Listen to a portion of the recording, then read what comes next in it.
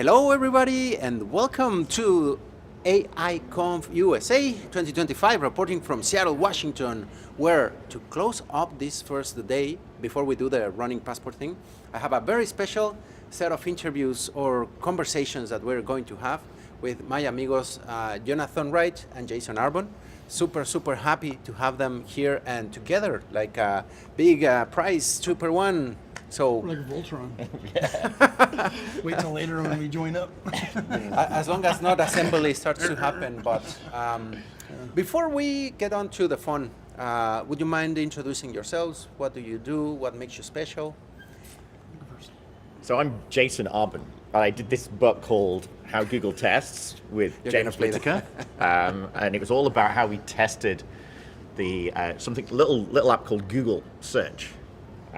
Since that, I've been pretty simple. Little, just text box and a button. Text box, and you can break it. Blue Triple links. click it. There were It two breaks. buttons. Two buttons. Super complex. If it was 3, Jason would have left. But you're not lucky, so you never tried that one. Exactly. And then I created this company called test.ai and brought the king into the lab. That was fun. Google wanted it back. And then now I've got testers.ai. So you guys need to make sure you go to your website and type in testers.ai now to sign up for your completely free trial. So I'll see you on the other side. Cool. Jonathan? Sounds like it's your turn, Jonathan. Yeah, so I'm Jonathon Wright, and I spend a lot of time at conferences taking pictures of me presenting at conferences and making those slides. I also work at what's that little company? No Some little idea. startup. But they have like the actual best AI technologies on the planet. They even do like literally like quantum computing testing and infrastructure for that. But I don't really understand it that well, and I don't really evangelize it very well because I'm just really basically repeating whatever is the hot topic of the day. Yeah, and I like to go to dinner at conferences, and then dinner the next day. And drinks. And drinks. Yeah, And drinks. Yeah. And hang out with my friend Jason. Yeah, exactly. Geek out. Geek out with Geeked Jason. out for 4 Yeah, hours and- yesterday. 4 hours, yeah. That prompts an interesting question because, Jonathan, I heard that you are a big connoisseur, especially yesterday, of all the cocktails available in places, right? We ordered all the cocktails and then were shortly thrown out of the restaurant due to my I'm not Splashy experience? splashy When experience. I heard I had spies. Within 5 minutes, something was spilled. there was a lot of spillage. And then I heard that the floor is Keep wet this sign. PG-13. Yes, Yeah. I You touched. too, Never guys. touched. Floor is wet sign was moved closer and closer to you and away from the waiter. I I wasn't blame there. Jana and Melissa, right? Because they were the ones that was causing all the problems, and they have been at the conference, right? They're not here to represent themselves, so. I think they are. They've been doing a vibe coding. Are you in for this vibing? What do you think of this vibing thing? Because I want some perspectives of you two. What can happen? Is it good? Is it better? Is it not so good? I can't remember who I am now, but You're Which Jason one? again. Yeah, Jason now. he had Back to a, normal role. yeah, he had a talk. Jonathan had a talk saying vibe coding is dangerous or something, to be provocative. Yeah, the dark side of Dark side of the of dark vibe side of vibe coding. I think that's the developer fallout, right? So 2021, 2022, Copilot, GitHub, Cursor, all the normal ones, they started dropping and people started utilizing them. And there was a lot of engineers, I think, that were not using the same muscle memory and flexing that as much because they were leaning into vibe coding as a discipline, which I kind of partially was like, is it sustainable to do that? I think he's saying muscle memory, but so many of them, Critical thinking. not I wasn't even paying muscle. There was no muscle yet, and they were already like trying to lift up those weights. And I feel that Yeah. that's kind of like the problem. But Jason has the okay, other Jason side. is already You kind already have the other give side, us your don't you? perspective, amigo. Yeah, it's just called the future of coding. Like, and like everyone, if you just go back through all the conferences, when the next thing that's going to be big in a few years comes out, everyone's like, yeah, I don't know about that. I don't know about that. It's probably not as good as me or the way I do it today. And they're almost always wrong. But the weird thing is, they never admit that they were wrong originally. They're just right when they decide to be part of it. So, but no, I think it's the future. I can't imagine programming in terms of vibe coding. I can't imagine. Like, I don't think it's vibe coding. I think it's just it's a coding assistant, and I get stuff done like far faster. And I don't even, and I just, it does things that I even wouldn't have been able to do or wouldn't have had the patience to do. So it's super accelerating. And then on the testing side, I was just in the Vibe lab with Melissa, hanging out for a little while. But I think on the testing side, it's very similar, because guess what it is? It's really testers going, how do I use AI to figure out how to accelerate my testing? And they're still in this different stages of denial, right? A lot of, actually, that's can I say this thing? Yeah. That's A lot of the conversations at the conference, like if I was on the other side of the camera, is what I want to know. A lot of the people, they're vendors, ISVs, and these kind of tool maker kind of company people, are, especially in the testing world, specifically testing, people are scared of it. Like a lot of developers are scared of vibe coding, but testers even more scared because they don't know how to, often they don't know how to code, or don't consider themselves experts anyway. And so it's far more likely the vibe testing can do what they do. So people are feeling very threatened by it. So we went from like last time we were talking, where people were like, I don't know, they're kind of, I call it AI curious. The pendulum swung to where people are going like, oh, now I want to engage, I want to know what it is, I'll try it out. But the pendulum is swinging so fast, faster than I thought. It's swinging to the point now where people are going like, oh, that's actually legit. And how do I hide and keep this out of my organization? Because it's threatening my job. And off camera, you might ask me the same. People are asking me, how much longer do I have? That's actually the question people are asking. And it's a difficult question. And very not so long, because it's already happening in many places. We have heard all the Microsoft things going on, and many have fell from that pendulum that you mentioned. Like, yeah, it went too far, and sorry, but we're pushing the limits. But I like as well your perspective, because it's not as fatalistic, like, no, embrace it. You just reminded me of the first times that SDKs started to come with, you type the period on the object, and then you have all the methods. And some purists were like, oh, that's gonna spoil developers, and it's gonna be, it's exactly, it's exactly the same, right? Same analogy, exact same analogy. And I think it's the same, right? Is you've got agent development kits coming through, right? In that same kind of way, where you're going to start seeing this just being consumed, right? And I think that's where, like, AI Foundry, Microsoft's announcement last week or the week before, just a mile or 2 blocks across on Pike Street, was this stuff is now real and it's ready to go. Now, there's an interesting aspect of this is there's two sides, right? We've just talked about, in essence, augmentation, right? Augmenting the human. And I think what we're also seeing, I think that's the bit which I think people are really scared about, is then augmenting the workforce, just AI workforce replacement. And that's where No, replacement or augmentation? Well, this is the interesting thing, because, this buzzword, which I've just unfortunately thrown out, this agentic idea, is about coordination of agents and really isn't aimed at taking testers' jobs. It's taking people who are doing really low value jobs, which is why we've seen 7,000 cuts and all these kind of big numbers being thrown out, and apparently Amazon's similar things are happening. It's improved in efficiency, and they're realizing, well, did we really need to put that in a spreadsheet and then put it something else? If you think about it, forget the software development lifecycle, which we're all in.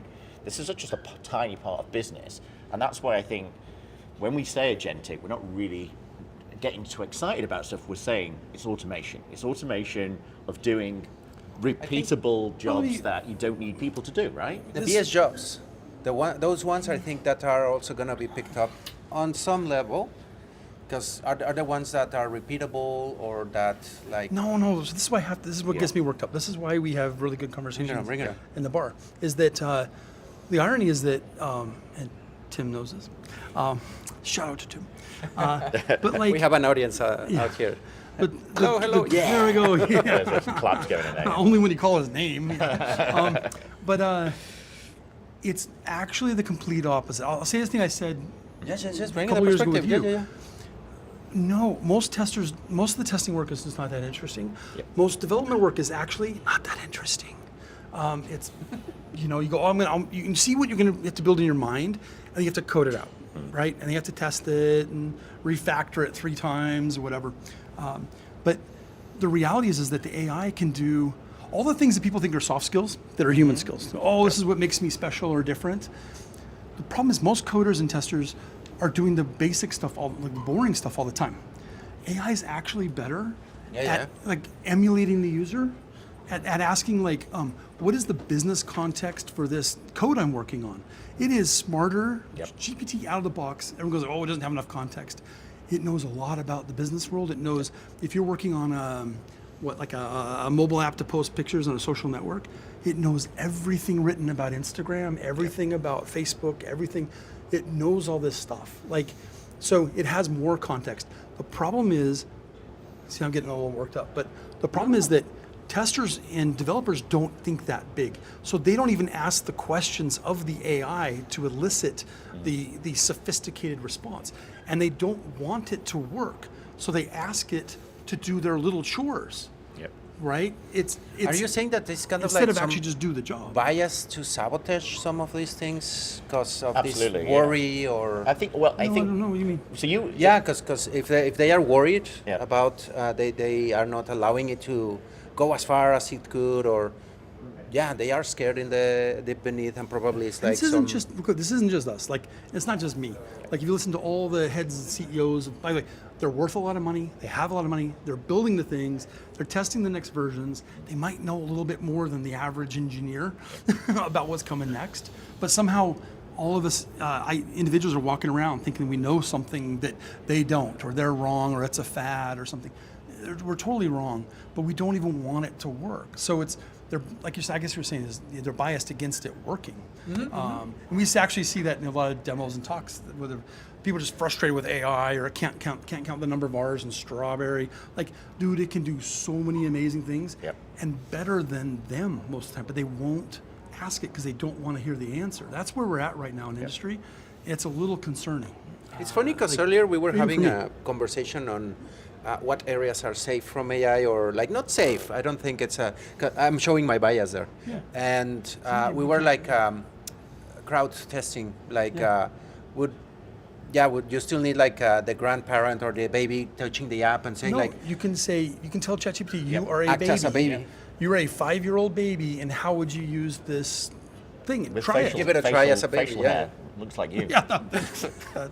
But it's absolutely true. I think part of it is, what I liked about Jason saying AI curious, I think, there is a fear. There's a AI, there's like we saw. I love it that it's the first person in these interviews that is like, no, push, no fear, no worry, like more, right? Embrace it. And then there's only going to be a few people standing. And this is what we've said a few times. It's like, if you're not embracing this, right? And so last week we were at Eurostar, and it was AI on trial. And that was exactly the feeling we've seen for the last year, is it's on trial and people are worried, right? They're concerned, and there's a lot of negative and positive viewpoints on it. There's a lot of maybe over. I feel that we are way beyond the trial and then now. There's a lot of people over-emphasizing but it's the not, bad. real quick, that's the milquetoast response. Exactly, so you want to keep your followers on Yeah. Facebook and GeoCities. Yeah. No, It's dealing with absolutes, right? Which we kind of saying isn't real the quick, case. but no. But I think that if you look at everything where everything is trending, if you just use a math, you just extrapolate from the curves, which have been pretty predictable the last 3 years, by the way. It's an exponential curve up and to the right in terms of intelligence imbued in these machines. It's going to be. Humans do not understand exponential growth, and it is growing exponentially. Like, people go like, they think I'm this Mr. AI person or something. Every time I wake up, I look at YouTube and it's like 10 developments this week in AI. I can't even keep up. And I actually, I did the other day, quick, literally just five days ago, because I'm going like, I don't know about this. Not skeptical, but like, holy crap, how this is crazy. I typed in the description of my business and a high-level description of my code that I write for work into a thing called Manus. Have you played with Manus? manus.com. Anyway, if you type in, it's just like a very, I'm not a pitch for that. Basically, it's a chatbot that does a lot of workflow for you. So it does long-running tasks. And so you can ask it to write a book for you, and guess what it does? It writes a book. But it breaks it out into sub-things. You can build chapters and whatever. Because I was too lazy to write it. People ask, "Will you write a book again?" I'm like, it'll be out of date by the time I finish. So I asked Manus to write me a book. But the real thing is, I put in a description of my company, and I said, "Hey, automatically, like look at a website, figure out what to test, generate tests, execute them. Tim will like this. And it tried, but it didn't do it. At best, it got to specifications of tests and test plans. But someday I'm going to wake up myself, and I'll say it's maybe next year. It's probably September, and it will actually build a product. And so these things are getting exponentially better. So anyone that thinks they understand it, even the experts, are constantly being surprised. Yeah. And I'll say the last thing I get worked up about. For testing and engineering, most of that work doesn't require 160 IQ, to be frank. You're calling APIs or you're clicking a button somewhere. And the AI already surpassed that level of intelligence like a year ago. Yep. So I actually find this for testing work and automation work, I actually don't use the reasoning models because they overthink. Yep. They start to do critical thinking. And they just think too much about. That, Jenna? Yeah. They think too much instead of just getting the test done and making it simple and repeatable and clean code. So it's already here. The future is over that. The future is already here. It's just not distributed evenly. And I think it's you make a really good but point. The model's already at that point. Yeah. The growth of it is now magnitudes every step that it does, and the point that you're making, like by September probably, because the cycles in which we see changes happening are getting smaller. You wake up one day and you're having a hard time catching up with what's new. Yep. So much is being new. I'm starting to wonder, what is going to happen, even in your best efforts on a not daily basis, but hourly basis, things start to change. This is growing exponentially, and again, you got me thinking, what would be exponential? Oh, damn, it's going to... So I'll share with you okay, we've talked about this. I'll let loose a little. You can let it go. Go for it. Is that I think pretty soon, within the testing space, what I think about a lot about stuff, is there will be, I won't give a timeline, soon. There'll be one or two companies or machines, not virtual machines, agents, teams of agents, that will do 80% of the testing. Just 80% of it. And this is it's going to happen. In fact, it could happen if people wanted to adopt it today. They're just resistant. So I think that's going to happen. So I think the survival tactic is actually grab as much bacon as possible before there's no more bacon to be had. And the other thing is the AI is it's dropped by orders of magnitude in price. We just saw a talk. Those are decreasing as well. Yeah, we just saw a talk where Johnny, for his PhD thing, is calculating how much a different approach costs in terms of test execution time, in terms of LLM cost, right? But he's comparing 4 cents versus 6 cents versus 9 cents. And I turned to it's like Jenna. The sigmas now, right? That now the sigmas, the percentage that is now decreasing, and it's again exponential. And 03 just dropped by 80%. 01 dropped yesterday. 01 Pro dropped yesterday. And so if you look at that for performance, even compared to some of the other reasoning, again, it's a step change. But it's the best thing was I forget who said it. I know I've met the guy once. Anyway, we'll give credit. The AI model is actually I should. No, don't worry. He's a former CTO of Facebook. I forget his name. Anyway, he built Quip. Anyway, he basically says this. It's the market is the way the AI market is right now is the human cost, say it was $100. The AI, you charge $10, but it costs you less than $1. So that's kind of the AI pricing model. But you realize it's not only 100 times less expensive to execute those tests by machine and AI today, it's also 10 to 20 times faster than the human. So, and then you start thinking, if it's faster, you can also deliver a lot more coverage.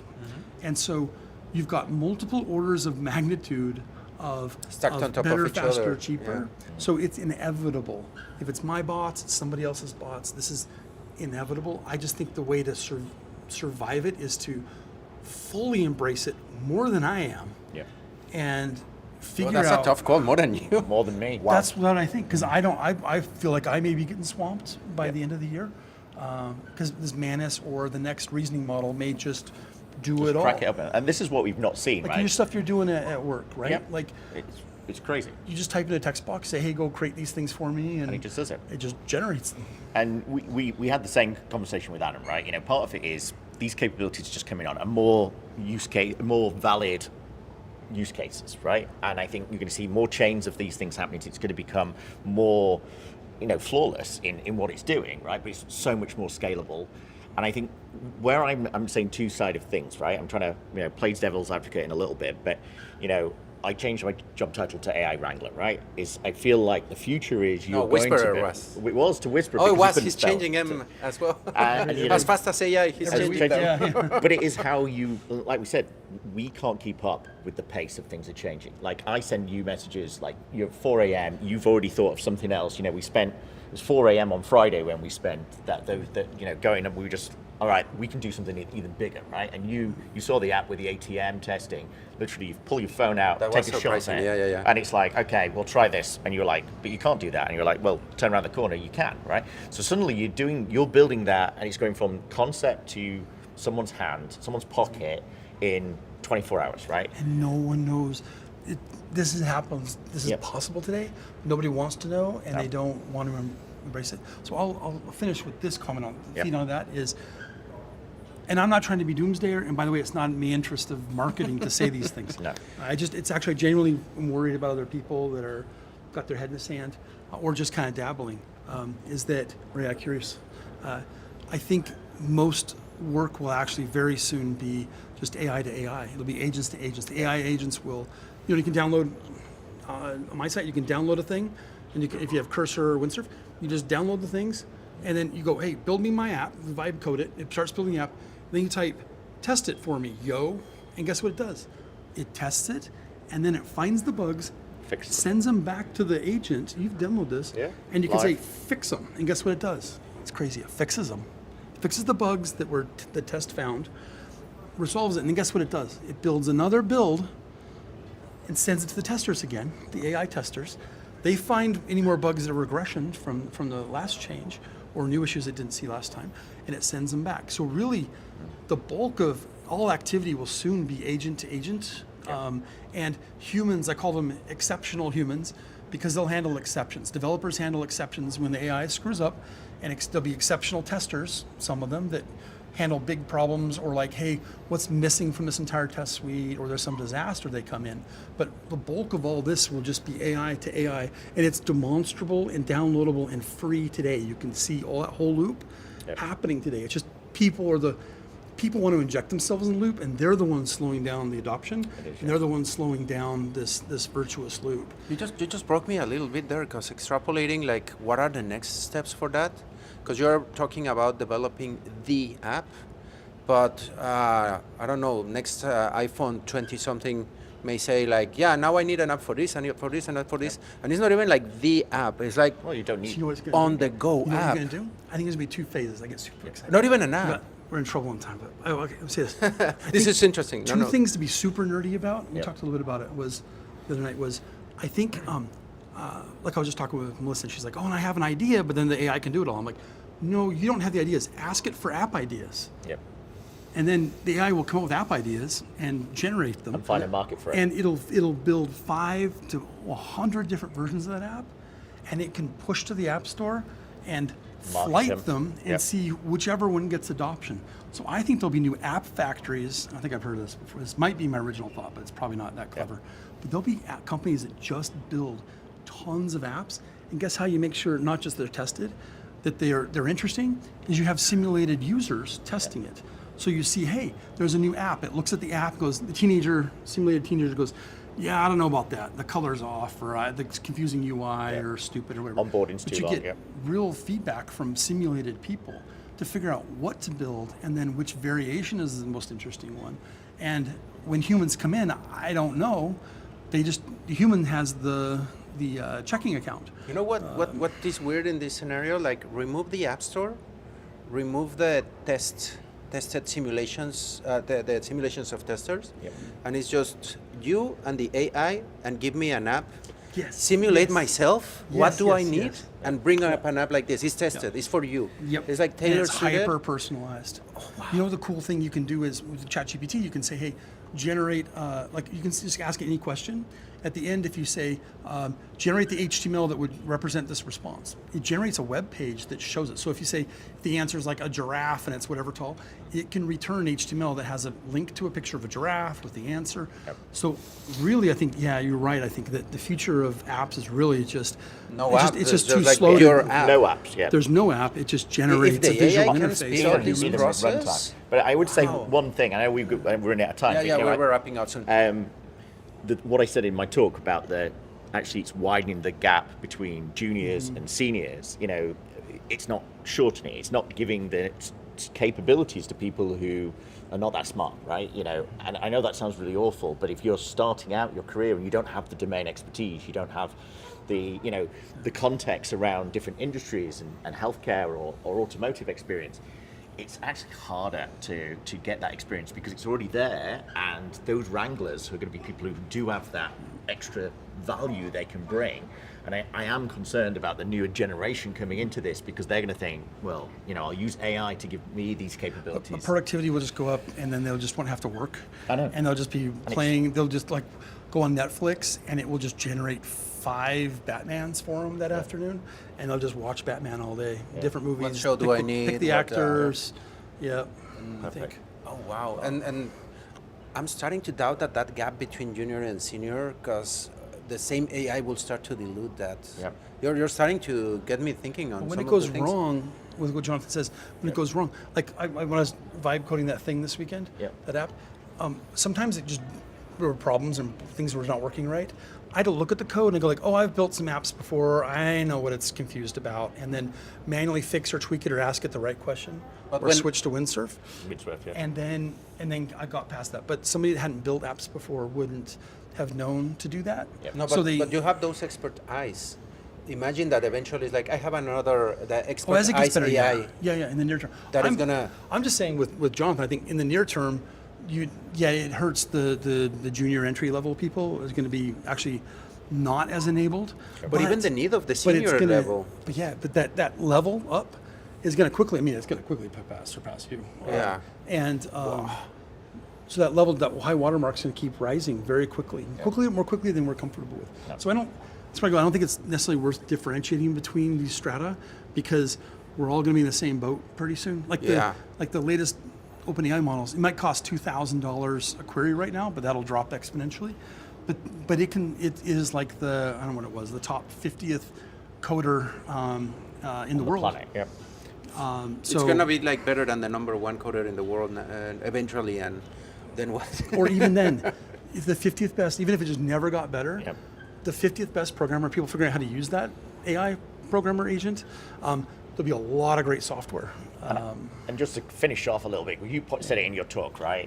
There was a reckoning date which none of us paid any attention to literally last year, where suddenly their ability to self-check themselves surpassed the human's ability to do it. And I think no one celebrated, no one talked about it, but now its ability to check, test its own output. I believe is that most phenomenal. of mankind Yeah. didn't see the implications of those type of things, and it's like, oh sure, it checks itself, but when you get deeper into like, we kind of understand a little bit like the implication, like, oh damn, this is huge, and it's gonna get huger, if that's a term. But you hit it, And you hit it here the key first. flywheel is that, which what the frontier models advantage they have right now is that they were using humans. Remember, everyone's like going, oh, they're using all the humans to label stuff, and it uses like specific words that were, anyway, there were locales specific. The biases there. Yeah, the biases. But there's a paper, and they're doing it now, that they still ask people for checking every so often, but they actually just ask the older model what the answer is, and it's more reliable and more correct often than the humans. So not only is it like 2 orders of magnitude less expensive and 2 orders of magnitude faster, it's better. So you can train the new models on with just AI instead of the humans in the loop. So humans are already out of the loop on training the AI things. And the crazy part about that is, I'm sorry, Leo. No, it's great, because, no. Okay. You're bringing so many points that all day it has been this bias towards like be careful with it. Because, I mean, you're making me think that we are way beyond that point of like it's already rocketing up. A lot of farmers didn't like tractors. They already bought an ox and a plow. So, but my point of that is that basically that's testing work and high level testing work. But it's already completely automated, and that means that the AI for the next sprint here can self-test. And the key to unlocking better AI is actually, ironically, testing. It's all testing. They call it evals, but it's called the most crude test suite on the planet is what it is. But it's testing, because the AI needs to be able to test itself to make itself better. And we're not doing a great job in the eval world today, but as the AI can start to generate its own evals and test itself, this means that you just throw more compute at it and it just gets smarter. In fact, when we interfere, and I'm already seeing this in my code. Yeah, I'm slow. When I interfere, not only am I slowing it down, but I make it dumber. Yeah. Like, really, I should just yield to the machine. Dumber, racist, and some other things that we are putting into I think, I know this to be true, and this is a great pattern, but guess what? I'm not the 50th best programmer in the world, so why am I? But you're bringing that with the 50th best programmer or number one in the world, even beyond on the 50th best tester. When it gets to the number one in the world, it comes with like strategies, test plans, and droughts too, that no one would have even, like, not even the 5-year-old or 95-year-old user. Yeah, ASI. Like, and when you take those elements out of the loop and the speed, what things are going to start. And I think that the whole point, as we're kind of closing off, is at the moment these frontier models aren't designed to do testing, right? But it's not going to take long, whether it be Anthropic or whoever, to say we're actually going to introduce this capability, and suddenly whoever unlocks it will potentially unlock that entire area. I mean, it might most likely be you. This is what we were arguing about. So if you want to see, this is not marketing, but actually, I'm really putting my money where my mouth is, at least, is that I literally am working on just doing this automation stuff with AI agents. But for the most part, like, I'm actually, it's with full hubris. There's going to be a Arbon bot soon here, finally, and that will be embedded in the IDEs through MCP and this stuff. So I will just be testing your app. That's my goal. So people use the JSON bot, and it's encoded. AI bot. Don't forget him. He's cheaper. Having it embedded and encoded, it's cheaper. He doesn't need the reasoning model. No reason. You turn the thinking off. You save yourself on the credits. The non-critical thinker. Non-critical thinker. Yeah. Now that we are in the jokes territory, we'll take this opportunity to wrap things up. Actually, we should just have those two. Yeah, we're going to. I don't do the quantum they stuff. only need to do. I don't do quantum, and I don't do specifications. I need to give this to a show so that they can argue. And I'll do that stuff, right? And I'll just do the clicky. Clicky, checky. No testing. John, checking you saw it here. Sorry, we finished. Everybody, two bots to rule the world. Here you have two awesome guys in the AI realm trying to figure out the things on the go. And if you let them wild, this really happens. I've seen this so many times. Oh, sorry. And no, I'm kind of wrapping up while you are having a good argument. But I really think that you two should put together a podcast show or something to keep this bouncing, because these conversations. That's nobody would listen. That's the world announcement we've not done. First on your show, we're doing a book, which he's already said that he's written, and it's Melissa's going to also add into it. So is Jano. So is Dorothy's going to do the foreword. So old school. I know, but it might be something that's auto-living, Just right? making it. I had a chat with Rahul. But I told him, he's thinking about doing a new book. I said, just make every chapter just a giant prompt. QR. A giant prompt. And no one realizes it. It's just a prompt. So if you just put that prompt and in, it runs on the Kindle locally, it would do the right? testing they're talking about. Yeah, let's do it. Yeah, It's done. Every chapter Drop is a all prompt. tables. It'll just be like a... They are talking too many of their plans. The first of every chapter online, is, you and it's are being an streamed. intelligent software tester, very experienced. Okay, everybody. This has been our amigos Jason and Jonathon, both with a J, it scrambles me a little bit. And stay tuned, because this is not over. As you can see, all these awesome conversations. If you were here, you would listen to these two for hours. live for hours, because they have been going for, not hours, days. days. I know when you arrived here. So stay tuned, because this is the end of the interviews of day one of AICon USA 2025. We're going to have the raffle, the passports, and everything that run in a few minutes. So stay tuned. This is not over yet for today, but at least with the interviews, amigos, I really, really appreciate this discussion, and I love it, you're Sandro. opening Thank my you eyes. very Yeah. much, I really because then I get to see the world through your eyes when you do these things. I super appreciate it. I really appreciate that you give those shout outs, and stay tuned as well. The amigo Jason keeps pushing so many cool things. I love all the things that you're publishing and pushing, and I'm looking forward to that JSON bot that you're gonna be having out soon. I have a Senor Performo. We have it on camera. We agreed on that. I know. Yeah, I have one. Stay tuned. It's coming. I have one local. It's an unlock. Okay. Everybody, thank you very much, and we'll be back soon with the raffle and passport run. For now, Jonathan and Jason, out. Adios, everybody. Adios. Take care. We'll never go out in Tequila. public again.